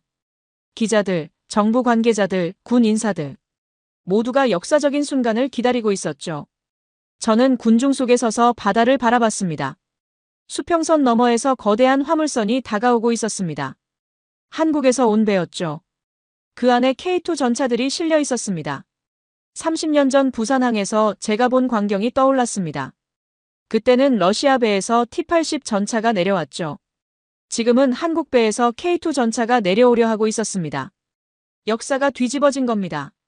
가슴이 먹먹해졌습니다. 이게 현실이구나. 진짜로 이렇게 된 거구나. 인도식은 곧 시작될 예정이었습니다. 저는 심호흡을 했습니다. 이제 마지막 장면을 볼 차례였죠. 화물선이 항구에 접안했습니다. 거대한 선체에 태극기와 폴란드 국기가 나란히 걸려 있었죠. 크레인이 움직이기 시작했고 첫 번째 K2 전차가 갑판 위로 모습을 드러냈습니다. 검은색 차체에 폴란드군 녹색 위장 무늬가 칠해져 있었죠. 군중 사이에서 환호성이 터져나왔습니다. 폴란드 기자들이 카메라 셔터를 연신 눌러댔고 정부 관계자들은 악수를 나누며 웃고 있었죠. 축제 분위기였습니다. 폴란드에게 이날은 새로운 시대의 시작이었으니까요. 저는 군중 속에서 그 광경을 지켜봤습니다. K2 전차가 크레인에 매달려 천천히 내려오는 장면을요. 마치 슬로 모션처럼 느껴졌습니다. 30년 전 부산항에서 T-80이 내려오던 그 장면과 겹쳐졌죠. 그때 저는 코웃음을 쳤습니다. 한국 놈들이 이걸 어디다 쓰겠어. 창고에 처박아 두다가 녹슬겠지. 그렇게 생각했죠. 얼마나 오만했던 겁니까? 지금 눈앞에서 그 오만함의 결과가 펼쳐지고 있었습니다. 한국은 러시아가 준 씨앗을 키워서 세계 최강의 전차를 만들었고 이제 그걸 유럽에 수출하고 있었죠. 러시아 무기 대신 한국 무기를 사겠다며 줄을 서는 나라들이 생겼습니다. 우리가 만들어준 경쟁자한테 시장을 빼앗기고 있는 겁니다. 인도식이 본격적으로 시작됐습니다. 단상 위에 폴란드 국방장관과 한국 방위사업청장이 나란히 섰죠. 양국 국가가 연주됐고 축사가 이어졌습니다. 폴란드 국방장관이 말했습니다. 오늘은 폴란드 국방 역사의 새로운 장이 열리는 날이라고요. 세계 최고 수준의 한국 전차를 도입함으로써 우리 군의 전력이 크게 강화될 거라고. 한국 방위사업청장도 연설했습니다. 한국과 폴란드의 우정을 상징하는 날이라고요. K2 전차가 폴란드의 안보를 지키는데 기여하기를 바란다고. 저는 그 연설들을 들으며 복잡한 감정에 휩싸였습니다. 기분이 이상했죠. 분노해야 하나, 슬퍼해야 하나, 아니면 인정해야 하나. 여러 감정이 뒤섞여 있었습니다. 이수민 씨가 제 옆에 다가왔습니다. 어떠시냐고 물었죠. 저는 잠시 생각하다가 대답했습니다. 모르겠다고요. 뭐라고 해야 할지 모르겠다고. 이수민 씨가 말했습니다. 괜찮다고요. 복잡한 게 당연하다고. 30년 전에 직접 관여하셨던 분이 이 광경을 보시면 복잡할 수밖에 없다고요. 첫 번째 전차가 부두에 내려섰습니다. 폴란드 병사들이 달려가 점검을 시작했죠. 이어서 두 번째, 세 번째 전차가 내려왔습니다. 줄지어 늘어선 검은색 전차들이 햇빛을 받아 반짝였죠. 강력하고 위험 있는 모습이었습니다. 박정호 씨가 다가와 말했습니다. 감회가 새로우시죠? 저도 그렇다고요. 30년 전에 T-80 상자 열던 그 신입 연구원이 이제 이 자리에 서 있다니까요.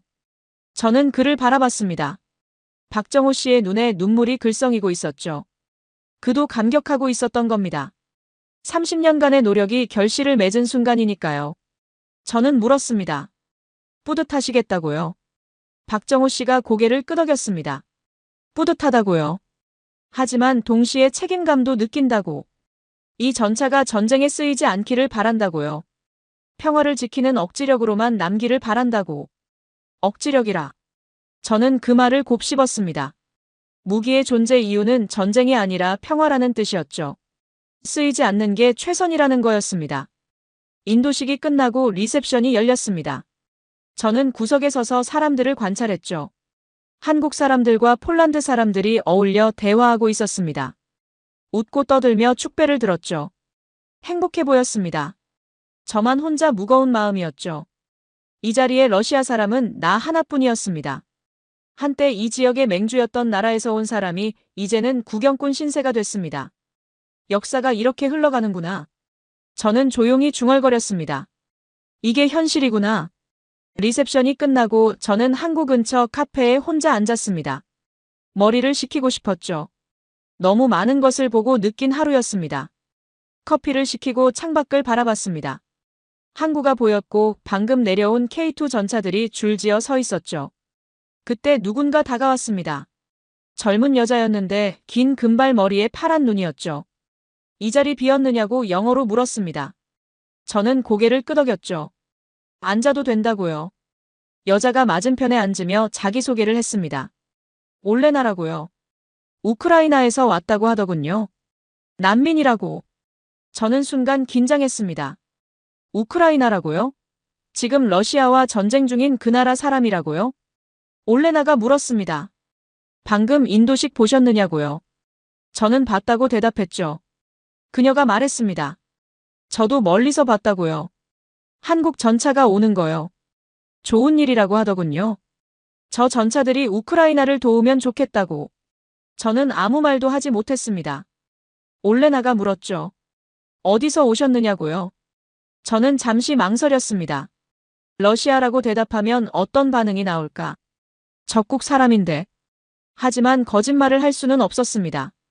저는 솔직하게 대답했죠. 러시아에서 왔다고요. 순간 올레나의 표정이 굳어졌습니다. 눈빛이 싸늘해졌죠.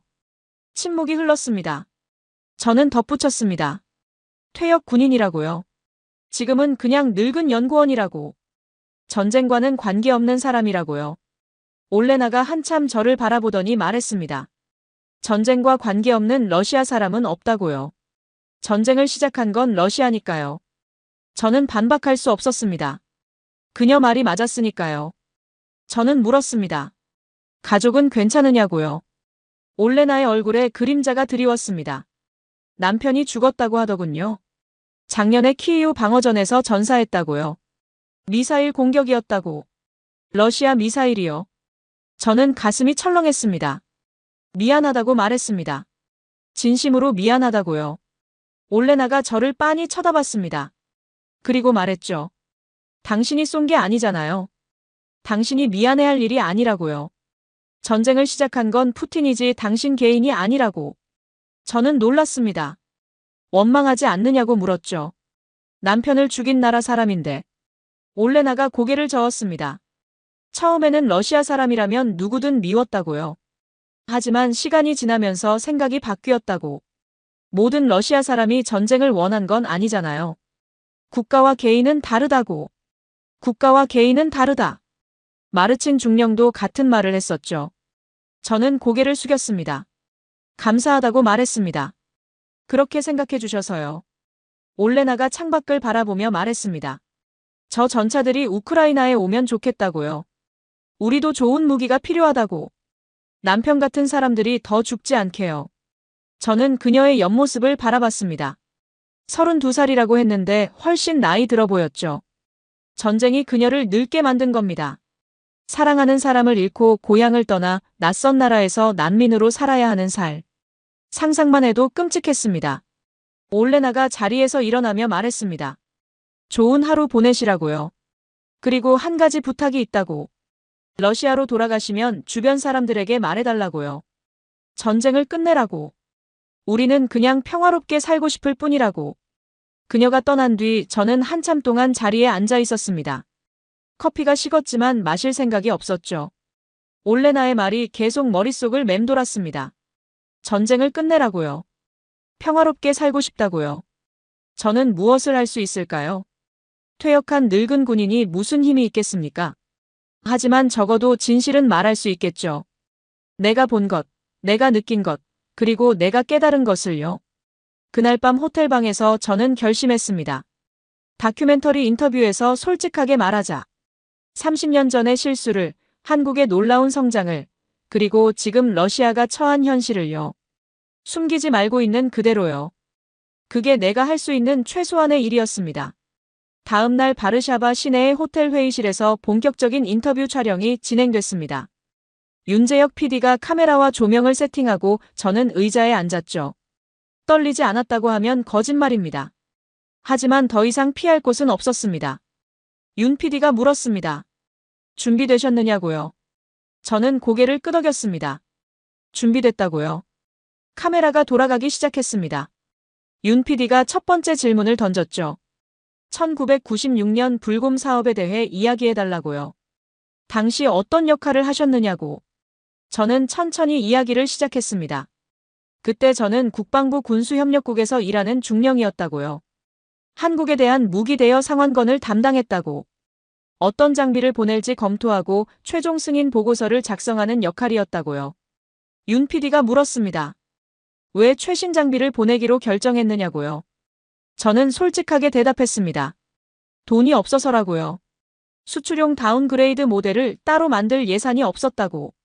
그래서 창고에 있는 현역 장비를 그대로 보낸 거라고요. 그리고 덧붙였습니다. 솔직히 한국을 얕봤다고요. 미국식 체계에 익숙한 한국이 러시아 무기를 제대로 운용하지 못할 거라고 생각했다고. 어차피 창고에 처박아 두다가 녹슬 거라고요. 그래서 별로 신경 쓰지 않았다고. 윤 PD가 물었습니다. 지금 생각하면 어떠냐고요. 저는 잠시 침묵했습니다. 그리고 대답했죠. 완전히 틀렸다고요. 한국은 그 무기들을 분해하고 분석해서 자기 것으로 만들었다고. 30년 동안 연구하고 개발해서 원래 것보다 훨씬 뛰어난 무기를 만들어냈다고요. K2 전차, 현궁 미사일, 그 모든 것들이 우리가 준 씨앗에서 자란 거라고. 목소리가 떨렸습니다. 저는 계속 말했죠. 우리는 고철을 버린다고 생각했는데 그들에게는 보물이었다고요. 우리가 쓸모없다고 던진 것을 그들은 소중히 여기고 발전시켰다고. 그 결과가 지금 이거라고요. 폴란드가 한국 전차를 사고 러시아 전차는 안 산다고. 이게 현실이라고요. 윤 PD가 물었습니다. 후회하시느냐고요. 저는 대답했습니다. 후회라기보다는 부끄럽다고요. 30년 전 내 오만함이 부끄럽다고. 한국을 얕본 것, 그들의 잠재력을 몰라본 것, 그게 부끄럽다고요. 하지만 동시에 배운 것도 있다고 말했습니다. 기술은 누가 만들었느냐가 아니라 누가 발전시켰느냐가 중요하다는 걸요. 한국은 우리 기술을 받아서 더 좋은 것으로 만들었다고. 그건 인정해야 한다고요. 질투하거나 원망할 일이 아니라고. 윤 PD가 마지막 질문을 던졌습니다. 러시아 국민들에게 하고 싶은 말이 있느냐고요. 저는 카메라를 똑바로 바라봤습니다. 그리고 말했죠. 과거에 집착하지 말라고요. 우리가 한때 강대국이었다고 해서 영원히 강대국인 건 아니라고. 세상은 변하고 다른 나라들도 발전한다고요. 한국이 그랬듯이. 우리가 할 일은 남을 깎아내리는 게 아니라 우리 자신을 발전시키는 거라고요. 그리고 덧붙였습니다. 전쟁을 끝내야 한다고요. 더 이상 젊은이들을 죽음으로 내몰면 안 된다고. 어제 만난 우크라이나 여자가 있는데 남편을 잃었다고요. 그런 비극이 계속되면 안 된다고. 촬영이 끝났습니다. 윤 PD가 고맙다고 말했죠. 용기 있는 인터뷰였다고요. 저는 고개를 저었습니다. 용기가 아니라 양심이라고요. 더 이상 숨길 수 없었던 것뿐이라고. 방을 나오는데 박정호 씨가 기다리고 있었습니다. 그가 말없이 제 손을 잡았죠. 눈빛으로 모든 게 전해졌습니다. 존경한다는 눈빛이었어요. 저는 쓴웃음을 지었습니다. 존경받을 일을 한 게 아닌데요. 바르샤바의 하늘이 맑았습니다. 저는 깊이 숨을 들이쉬었죠. 가슴에 맺혀있던 무언가가 풀린 느낌이었습니다. 30년 동안 짊어지고 있던 짐을 내려놓은 것 같았죠. 이제 남은 건 집으로 돌아가는 것뿐이었습니다. 폴란드에서의 마지막 밤이었습니다. 다음 날 아침 비행기로 서울을 거쳐 모스크바로 돌아갈 예정이었죠. 저녁에 박정호 씨가 저를 찾아왔습니다. 함께 술 한잔 하자고 하더군요. 바르샤바 구시가지의 작은 술집으로 갔습니다. 벽돌로 된 오래된 건물이었는데 분위기가 아늑했죠. 박정호 씨가 폴란드 보드카를 시켰습니다. 즈브로프카라는 거였는데 풀향이 나는 독특한 맛이었죠. 박정호 씨가 말했습니다. 30년이 이렇게 지났다고요. 그때 26이었는데 이제 56이라고. 인생의 절반을 K2 전차와 함께 했다고 하더군요. 저는 물었습니다. 후회하는 거 없느냐고요. 다른 길을 걸었으면 어땠을까 생각한 적 없느냐고. 박정호 씨가 잠시 생각하더니 대답했습니다. 없다고요. 이 길이 제 운명이었다고. 1996년 부산항에서 그 상자를 열던 순간 제 인생이 결정된 거라고요. 러시아 전차를 보는 순간 가슴이 뛰었다고. 이걸 분석해서 우리 것으로 만들어야겠다고 생각했다고요. 저는 물었습니다. 처음 봤을 때 어떤 느낌이었느냐고요. 박정호 씨가 미소를 지으며 대답했습니다. 솔직히 무서웠다고요. 이렇게 복잡한 기계를 우리가 이해할 수 있을까 겁이 났다고. 하지만 동시에 설레기도 했다고요. 도전해보고 싶었다고. 실패해도 좋으니까 한번 해보자는 마음이었다고. 저는 그 말을 들으며 생각했습니다. 한국 사람들의 그 도전 정신이 지금의 결과를 만든 거구나. 두려움보다 호기심이 앞섰던 거죠. 우리 러시아 사람들에게는 없는 것이었습니다. 박정호 씨가 말했습니다. 대령님한테 고마운 게 있다고요. 저는 뭐가 고맙느냐고 물었죠. 그가 대답했습니다. 그때 최신 장비를 보내주셔서요. 수출용 저급 모델이었으면 우리가 이만큼 못 왔을 거라고. 진짜 배기를 보내주셔서 진짜 기술을 배울 수 있었다고요. 저는 쓴웃음을 지었습니다. 고마워할 일이 아니라고요. 우리가 얕봤기 때문에 그런 거라고. 한국이 못 쓸 거라고 생각했으니까 좋은 거 보낸 거라고요. 박정호 씨가 고개를 끄덕였습니다. 알고 있다고요. 하지만 결과적으로는 저희한테 좋은 일이 됐으니까요. 의도가 어땠든 결과가 좋으면 된 거 아니겠느냐고. 의도가 어땠든 결과가 좋으면 된다. 그 말이 마음에 걸렸습니다. 정말 그런 걸까요? 제 의도는 분명히 나빴습니다. 한국을 무시하고 얕봤죠. 그런데 결과적으로 한국에 도움이 됐다면 그건 좋은 일인 걸까요? 박정호 씨가 말했습니다. 역사는 그런 거라고요. 의도와 결과가 다른 경우가 많다고. 중요한 건 거기서 뭘 배우느냐라고요. 저는 고개를 끄덕였습니다. 맞는 말이었죠. 역사에서 배우는 것, 그게 우리가 할 수 있는 전부일지도 모릅니다. 술잔을 비우고 밖으로 나왔습니다. 바르샤바 밤거리가 고요했죠. 오래된 건물들 사이로 가로등 불빛이 비치고 있었습니다. 박정호 씨가 말했습니다. 대령님, 한 가지만 부탁해도 될까요? 저는 뭐냐고 물었습니다. 그가 말했죠. 건강하게 오래 사세요. 그래서 저희가 앞으로 뭘 더 만드는지 지켜봐 주세요. 저희 발전을 끝까지 봐주셨으면 해요. 저는 웃으며 대답했습니다. 알겠다고요. 지켜보겠다고. 그리고 기대하겠다고요. 호텔로 돌아오는 길에 생각했습니다. 이상한 인연이구나. 30년 전적으로 만났던 사람들이 지금은 이렇게 술 마시며 이야기를 나누고 있다니. 세상은 정말 알 수 없는 곳이었습니다. 창밖으로 바르샤바의 불빛이 보였습니다. 저는 조용히 중얼거렸죠. 역사는 계속 흘러간다고요. 우리가 어떻게 하든. 서울로 돌아왔습니다. 폴란드에서의 경험이 아직도 생생했죠. 인천공항에 내리니 이수민 씨가 기다리고 있었습니다. 오늘 마지막 일정이 있다고 하더군요. 서울 에이덱스 방산 전시회 참관이라고요. 에이덱스는 대한민국 최대의 방위산업 전시회였습니다. 경년으로 열리는데 마침 올해가 개최 연도였죠. 세계 각국의 방산업체들이 참가하고 군 관계자들과 바이어들이 모이는 대규모 행사라고 하더군요. 전시장에 들어서는 순간 압도당했습니다. 거대한 전시관 안에 온갖 무기들이 전시되어 있었죠. 전차, 장갑차, 자주포, 미사일, 전투기, 함정. 눈이 휘둥그레질 정도였습니다. K2 전차가 중앙에 당당히 서 있었습니다. 그 옆에는 K9 자주포가 있었고 천무 다연장 로켓도 있었죠. KF-21 전투기 모형도 전시되어 있었습니다. 한국이 자체 개발한 최첨단 무기들이 총집합한 거였죠. 각 부스마다 외국인들이 북적거렸습니다. 영어, 아랍어, 스페인어, 폴란드어. 온갖 언어가 뒤섞여 들렸죠. 세계 각국에서 한국 무기를 사려고 온 사람들이었습니다. 저는 천천히 전시장을 둘러봤습니다. 한화 디펜스 부스, 현대로템 부스, 리그넥스원 부스. 이름만 들어도 대기업들이었죠. 각 부스에서 젊은 직원들이 유창한 영어로 제품을 설명하고 있었습니다.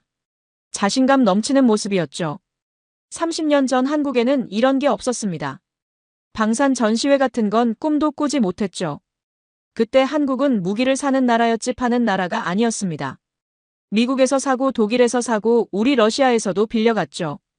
그런데 지금은 완전히 뒤집어졌습니다. 한국이 무기를 팔고 다른 나라들이 사러 오는 거였죠. 폴란드가 왔고 노르웨이가 왔고 호주가 왔고 사우디아라비아도 왔습니다.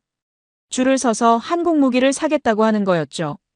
이수민 씨가 설명해 줬습니다.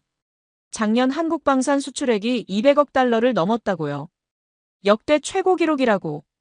세계 방산 시장 점유율 4위까지 올라갔다고 하더군요. 저는 그 숫자에 놀랐습니다. 200억 달러라고요? 30년 전 한국에 30억 달러 빌려줬던 나라가 지금은 200억 달러어치 무기를 팔고 있다고요. 현대로템 부스에서 담당자가 K2 전차를 설명하고 있었습니다. 세계 최초 능동 현가 장치, 국산 파워팩, 자동 장전 시스템. 자랑스럽게 열거하는 모습이었죠. 외국 바이어들이 진지하게 듣고 있었습니다. 저는 그 모습을 보며 생각했습니다. 이게 한국의 진짜 힘이구나. 무기 자체가 아니라 이걸 만들어낸 사람들이 진짜 힘이구나. 30년 동안 쉬지 않고 연구하고 개발하고 도전한 사람들. 박정호 씨 같은 사람들. 그들이 한국을 이렇게 만든 거죠.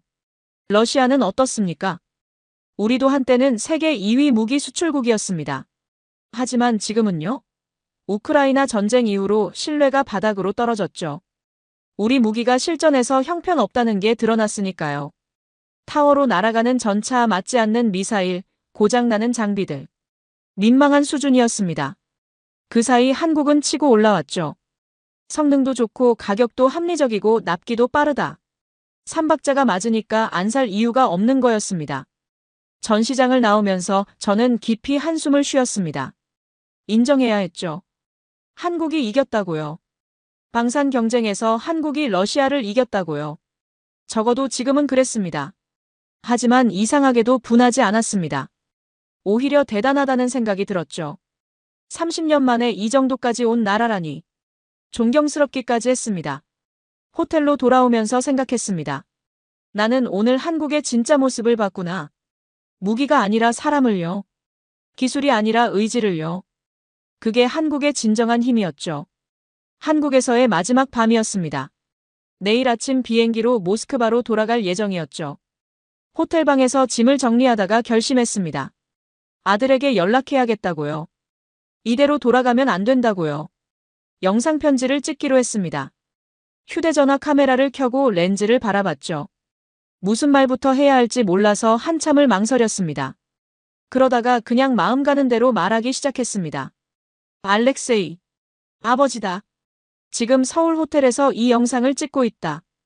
내일 돌아간다. 돌아가기 전에 내게 꼭 하고 싶은 말이 있어서 이렇게 찍는다. 먼저 미안하다. 내 말이 맞았어. 30년 전 아버지가 내린 결정이 지금 이 상황을 만든 거야. 한국의 최신 무기를 넘겨준 건 아버지였고 그 무기가 발전해서 지금의 K2 전차가 된 거야. 그리고 그게 폴란드로 가고 어쩌면 우크라이나로도 갈 거야. 내 친구들을 위협할 수도 있겠지. 그건 인정한다. 아버지 책임이야. 부정하지 않을게. 하지만 알렉세이, 한 가지는 알아줬으면 해. 아버지가 여기 와서 본 건 무기가 아니었어. 사람을 봤어. 30년 동안 밤낮 없이 연구하고 개발한 사람들을 봤어. 그들은 우리가 던져준 고철을 보물로 바꿨어. 그게 나쁜 일인가? 누군가 열심히 노력해서 성과를 낸 게 나쁜 일인가? 아버지는 그렇게 생각하지 않아. 그들은 그냥 자기 나라를 지키려고 한 거야. 우리처럼. 살아남으려고 발버둥 친 거야. 그걸 탓할 수는 없어. 우리가 탓해야 할 건 남들이 아니야. 우리 자신이야.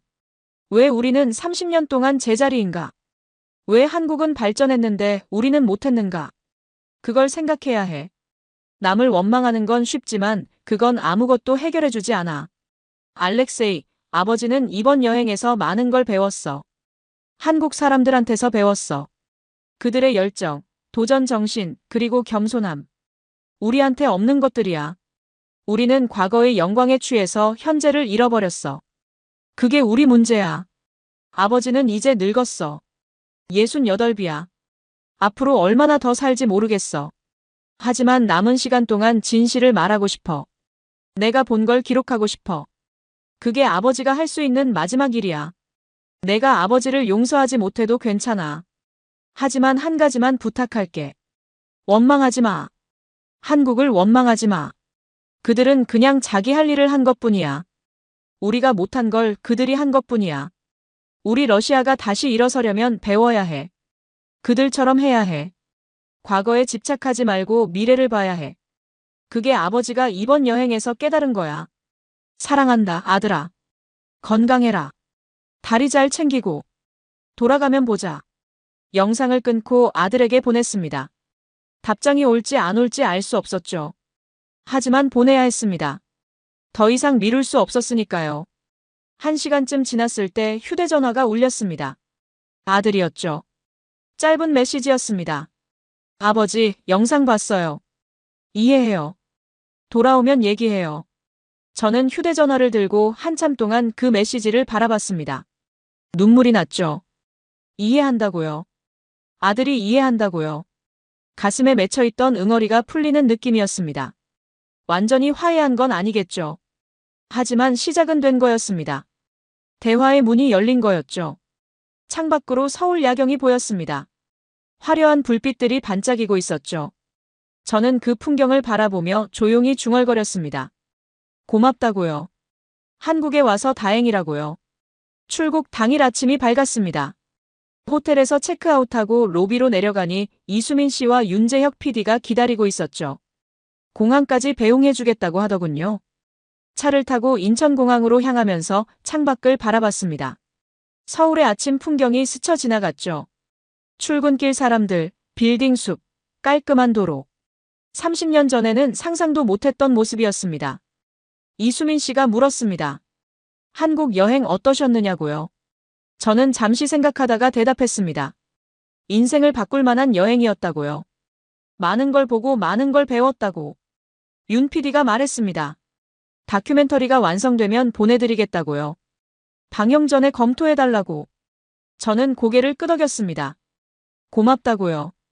기대하겠다고. 공항에 도착해서 출국 수속을 밟았습니다. 여권을 내밀고 보안 검색을 통과하고 출국장으로 향했죠. 이수민 씨와 윤 PD가 게이트까지 배웅해줬습니다. 헤어질 때 이수민 씨가 작은 선물 상자를 내밀었습니다. 뭐냐고 물었더니 손녀분께 드리라고 하더군요. 저는 상자를 열어봤습니다. BTS 굿즈였죠. 포토카드랑 키링이랑 여러 가지가 들어있었습니다. 저는 웃음이 났습니다. 손녀가 이거 보면 좋아하겠다고요. 고맙다고 말했습니다. 비행기에 올라 좌석에 앉았습니다. 창밖으로 인천공항이 보였죠. 거대한 유리 건물이 햇빛을 받아 반짝이고 있었습니다. 저는 그 풍경을 오래 바라봤습니다. 다시 올 수 있을까? 언제 올 수 있을까? 알 수 없었죠. 비행기가 이륙했습니다. 서울이 점점 작아지다가 구름 속으로 사라졌죠. 저는 눈을 감고 지난 열흘을 되돌아봤습니다. 처음 인천공항에 내렸을 때의 충격. 국방과학연구소에서 박정호 씨를 만났던 일. K2 전차를 탔을 때의 놀라움. 현공 미사일 시연을 봤을 때의 소름. 김영철 장군과의 점심. 폴란드에서의 인도식. 우크라이나 난민 올레나와의 대화. 다큐멘터리 인터뷰. 그리고 아들과의 화해. 정말 많은 일이 있었습니다. 한 편의 영화 같았죠. 아니, 영화보다 더 극적이었습니다. 30년이라는 시간이 압축되어 열흘 안에 펼쳐진 느낌이었죠. 저는 변했습니다. 확실히 변했죠. 30년 전의 오만함은 사라졌습니다. 한국을 얕보던 마음도 없어졌죠. 대신 존경심이 생겼습니다. 그들이 이룬 것에 대한 존경, 그리고 그들의 노력에 대한 경외심. 비행기 안에서 창밖을 바라봤습니다. 구름 바다가 펼쳐져 있었죠. 저는 생각했습니다. 모스크바에 돌아가면 뭘 할까? 어떻게 살아야 할까? 답은 이미 나와 있었습니다. 진실을 말해야 한다고요. 내가 본 것을 기록해야 한다고요. 그게 남은 인생의 사명이라고요.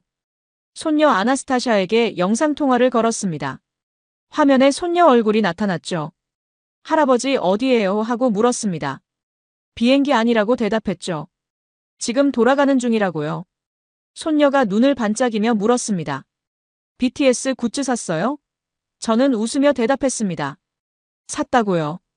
선물 많이 가져간다고요. 손녀가 환호했습니다. 최고예요, 할아버지 하고 소리쳤죠. 저는 그 모습을 보며 생각했습니다. 이 아이가 앞으로 살아갈 세상은 어떤 세상일까? 러시아와 한국의 관계는 어떻게 될까?